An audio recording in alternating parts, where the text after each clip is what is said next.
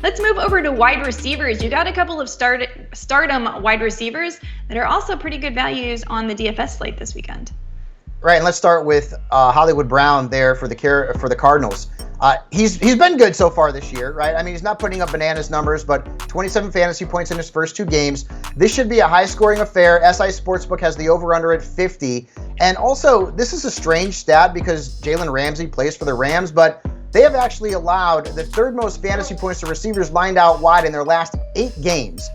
Brown runs right around 80% of his routes out wide, so I'd start him.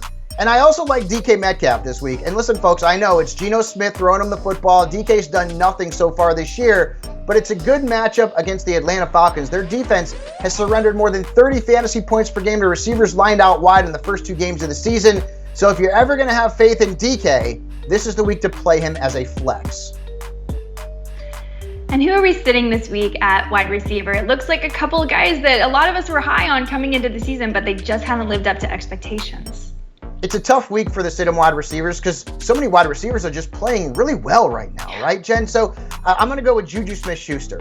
Now, he's seen 11 targets in the first 2 games. He's been running his routes both out wide and from the slot. So you can't really gauge a defensive matchup based on that. But the Colts have given up the 10th fewest fantasy points to wide receivers as a position.